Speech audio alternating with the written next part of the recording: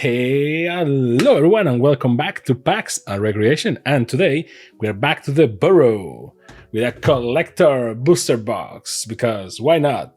Funnily enough, I know what you may be thinking, which is, well, this is freaking crazy, because this is by no means the most expensive set or the one that is more worthy of me opening more collector boosters, but it's, it's fun. I just like Bloomburrow. Now, ironically enough, the reasons I like Bloomburrow is because there is not that much to go after in the collector boosters, which may seem hypocritical after the pulls we got in the last collector boosters box, right? I know, but I really feel like it. Like, yeah, you have the golden border ones, and you have the 3/3 city, and you can chase after those. But it's not like there are no serialized cards or legendary super duper versions, like Fire Action Complete Edition with a Junji Ito design. You know what I mean? It's just Bloomburrow, which is great. I love this squirrel art. Darkstar Algor. So tokens go here. Now this is one of those that open backwards, right? So I'm just spoiling the best cards right away. So Thornbolt Forager. Great card, great art, and Narset, Pattern of Bales. Now, the one thing that I actually like a lot, but it's not really worth that much, it's just I like it, and I know some people have mixed feelings with that, is this type of cards. The Planeswalkers converted into animals. I really, really, really like it. Which, mind you, not in a furry way or anything like that, but see, Tamiyo, oh, 2 for the price of 1, great. Well, though this is from the commander deck, so this one is easier to pull. Just need to buy the group hug deck, I think. Yeah, it's a group hug deck. So I just love those versions of them, because it also reinforces the aspect of the Bloomburrow plane. That is that when you go into Bloomburrow, you convert into an animal.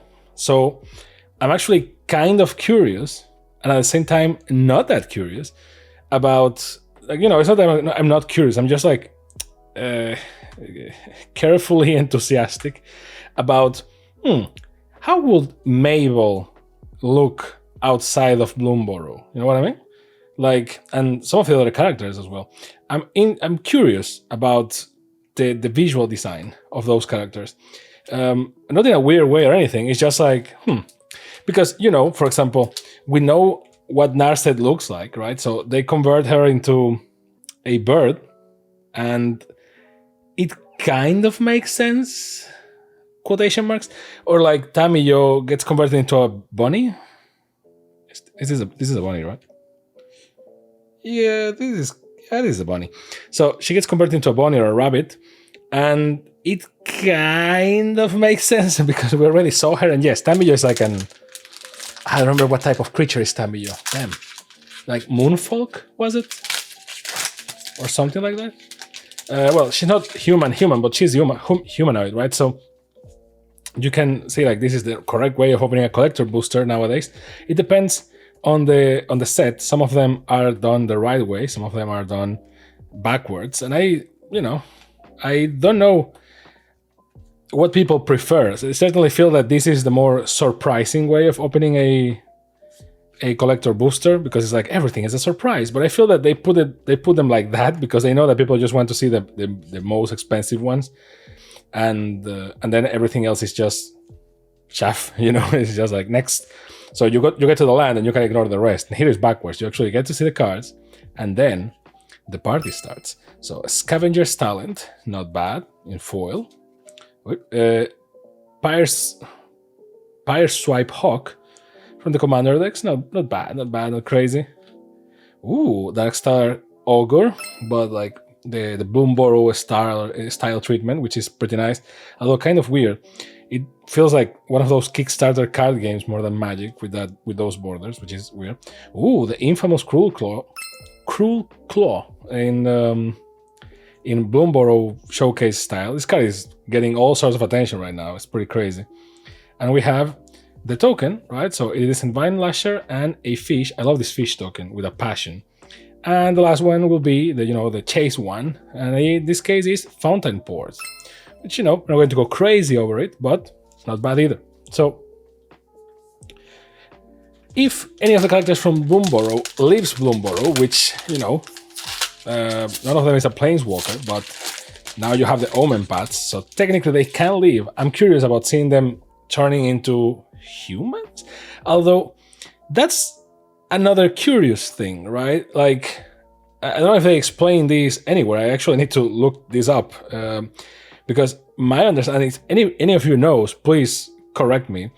Like, my understanding is that, and is what this seems to suggest and entertain, is that anything that goes into Bloomburrow is transformed, or anyone, Beza, is transformed into an animal and into a critter, as the cool people call them, right? So if that's the case, Jace is a fox and Tammy is a bunny and yada yada yada, right? But now I'm thinking, right, like, okay, what if Mabel goes out of Bloomburrow? How does she look like? But it is interesting though, because this train of thought assumes that Mabel, who was born a mouse, is not a mouse outside of Bloomburrow, which is weird because that will imply that the default creature type in the Magic the Gathering multiverse is humanoids, which, well, to a degree, although the most powerful creatures are like Eldrassis, and Eldrassis are not humanoid. Although, well, you can make the point that Ulamog certainly is humanoid, but Emrakul is not. It's just a giant jellyfish. So the thing here to me is, so maybe Mabel, maybe Mabel going out doesn't transform her into a human, just keeps her as a mouse, in which case she keeps the size of a mouse, which will be very dangerous for her. And now I have a bunch of doubts. Like, yeah, again, like, Jace goes in, gets transformed into a fox, but that's why, like, unless we assume that anything that is born in Bloomburrow, a beautiful card. God damn, look at this. Portent of Calamity, is beautiful. And Nissa, see? Nissa is a frog, which I don't know if I would assume that Nissa is a frog, but I guess that within the animal choices in Bloomburrow, I guess that makes sense. Manifold Mouse, and Xenia from the Commander decks. A lot of people love this commander. I played with it and against it. You can see the Commander deck reviews in the channel. A very long video, by the way, so if you like podcasts, be my guest. And I don't know, I have mixed feelings. I like it. I understand why people build around it. The deck itself, well, go watch the video. I think that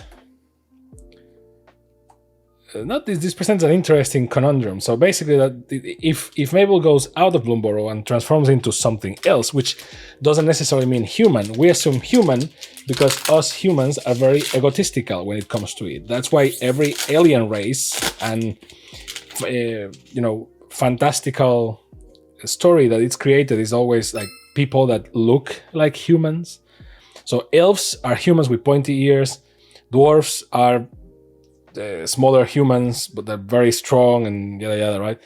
Like in the case of Tolkienian mythology, Gandalf is technically an angel, kind of, by definition. Bear with me because that's not really what he is, but and he looks like a human because so we're very egotistical to it, but it's also like the more you look into it, it has to do with us resonating with something. Like, I'm not going to resonate if the protagonist is a giant jellyfish because we're not jellyfish, so it will be like, I guess.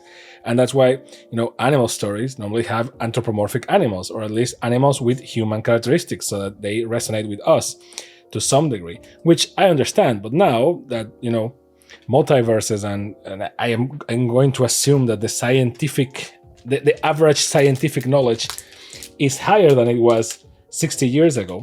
Not saying that people are smarter now, just saying that the notions of like, okay, there are different types of animals, species, multiverses and stuff like that, even if only because of pop culture, now is more common. Ooh, Squirrel Mob. But that will mean that it will be easier for us to adapt to a story where the protagonists are not, or like at least one of the characters is not like a full human or has human characteristics. I remember in Mass Effect, which is a game by BioWare, a great game, by the way, 1 and 2, 3 less so, and 2 is my favorite, but 2 is only my favorite if you play 1 first, so it is really riding on the shoulders of 1. I don't think that 1 is kind of okay, but you can really, like, the years really passed by that one. And I knew I was missing something. There you go. Artifacts, which Bloomburrow doesn't have that many. Well, Mass Effect 2 only hits hard if you play Mass Effect 1, because a lot of the emotional writing and so on is on the journey you've been so far. That's why Mass Effect 3 fails so much, because all the emotional payoff is not there. Because, well, they just... It goes to a game of colors in the end, and it's not a thing. It's whatever. I don't want to think about the ending of Mass Effect. Wally Flood color, another beautiful card. I feel that the blue ones have like a better treatment when it comes to this showcase style. Ooh, let's go. Maha, which, depending on how you want to pronounce it, is either Maha or Maha. But Maha, if you know Spanish, then this card loses all the danger to it. Maha, it feathers Knight, is a 3/2 black legendary creature elemental bird. Everyone loves this thing because it has flying, trample, ward, discard a card, which is already crazy, but creatures your opponent controls have base toughness 1, which is certainly a bitch. Osteomancer Adept, great looking card. Moonstone Eulogist, Cruel Claws Heist, my god. Swamp, and then a lot of good cards that sadly are not going to get the special treatment because people are too used to them. And not even the AVM foil is not even special anymore because you just need to buy collector boosters and get foils. So foils don't have any value nowadays. No one cares unless it's a very special card.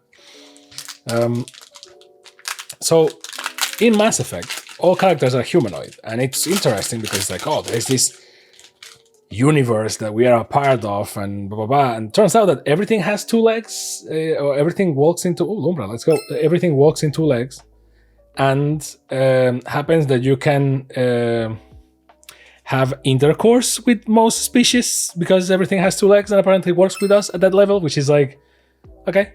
And I remember that there is Birds of Paradise, by the way, amazing. I love when they do versions. This is from the Commander decks. I remember that there is this race, the Hanar, I think it was called. It's basically a jellyfish. Ooh, Territory City.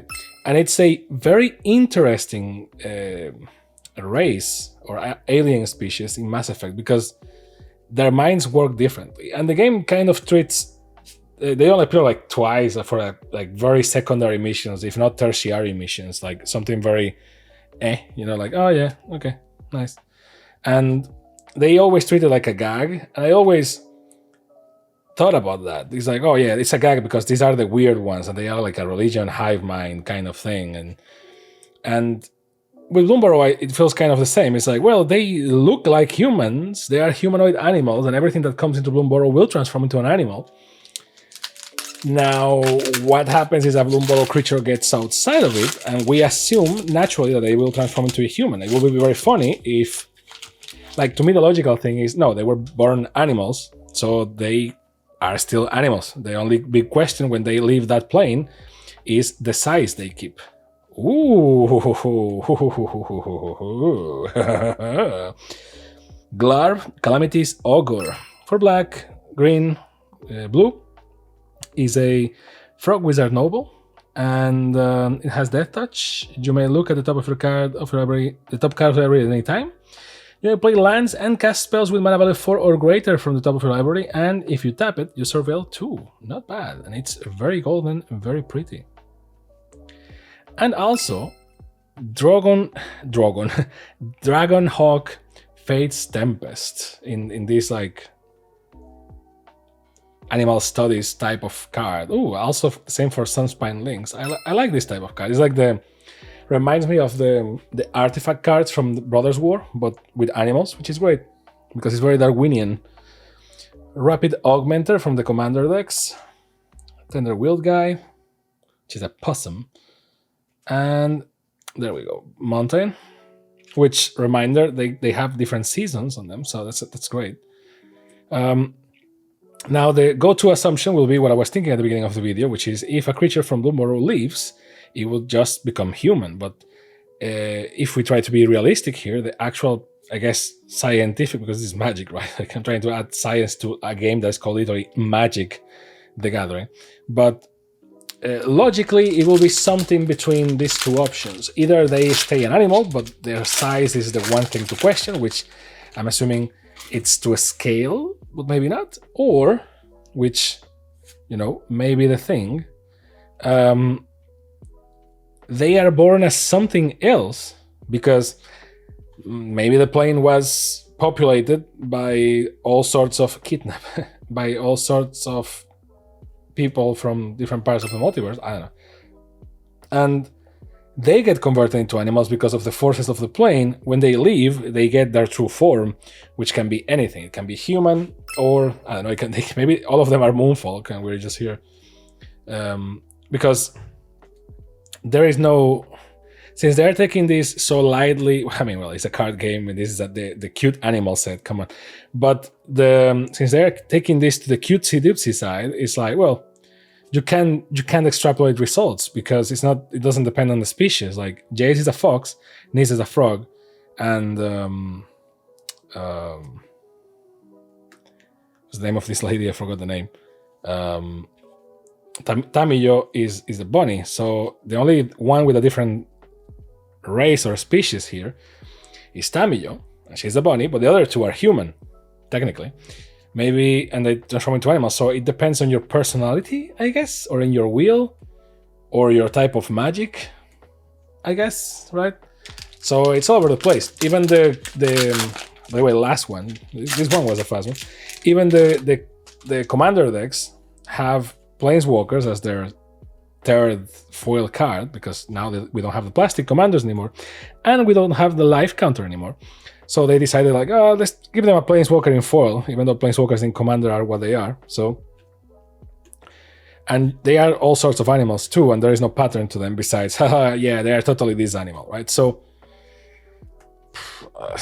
thanks for coming to my TED talk about something that is kind of no one cares. But I was thinking about this the other day while looking at the Mabel playmat. I was like, if she goes out the plane, does she transform into something else? And well, here we are talking about it. Now, last booster, last crazy cards of the video. So let's see.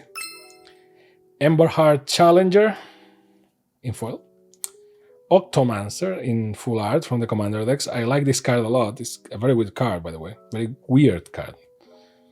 For the common good, which it will be, with that name, it will be a white card normally, but I guess green works as well.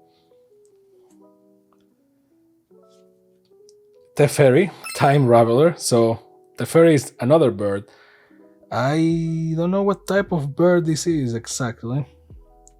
It doesn't say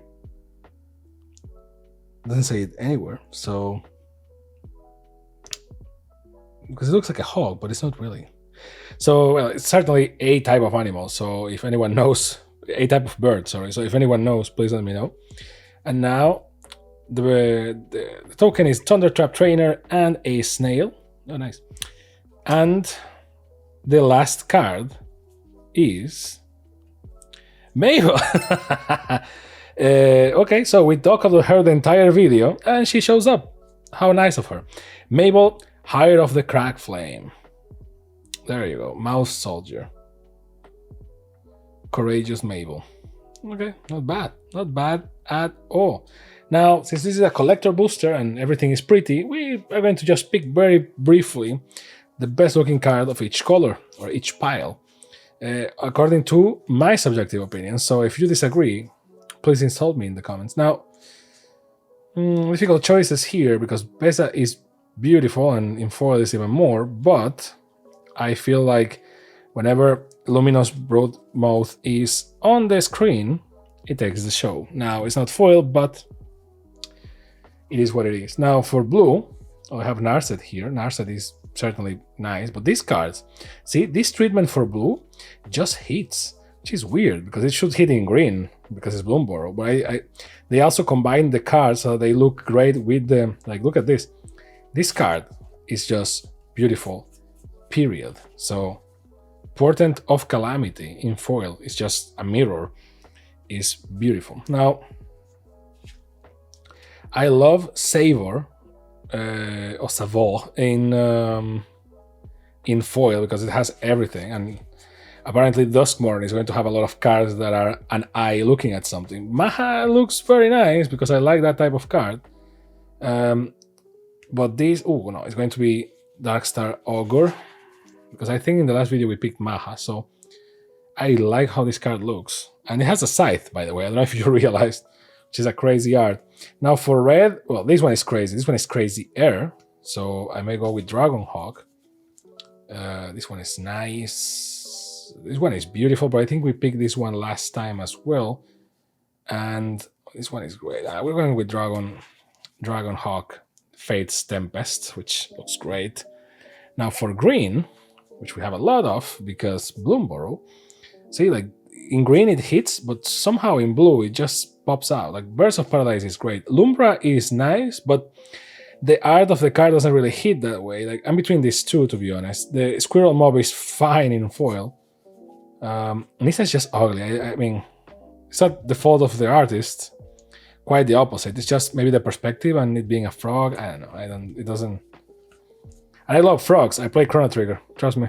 So it's going to be Birds of Paradise.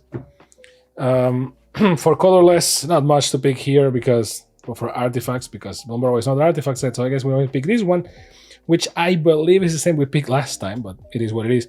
For special lands, normally if the 3/3 city is there, we go with that one, but Fountainport is just nice. But I think we already picked it last time, so let's go with Fabled Passage. And last but not least, multicolored, and this is where some of the crazy stuff is. Mabel certainly looks like the best card here. Let's see some of the others and see if there is anything that can... Oh, wow, this is actually nice. Let's see if there is anything that can remove Mabel from the throne, which I don't think so. Like, this card is great as a card, but the art and the borders are not doing it for me. Yep, it's going to be Mabel. Mabel is just great. Look at that. So, and it's foil. So, everything we love in a single piece of cardboard. And that's the video. Let me know what you think about the pools down below and what you think about the logic of the playing Bloomburrow. Like, what will Mabel transform into if she leaves Bloomburrow? A human? Stay as a mouse? Did they state this anywhere and I just haven't read it and I'm just talking out of my ass? Let me know down below. And don't forget to like, subscribe, and all those cool things that the cool kids do. And I'll see you next time on Packs and Recreation. Bye.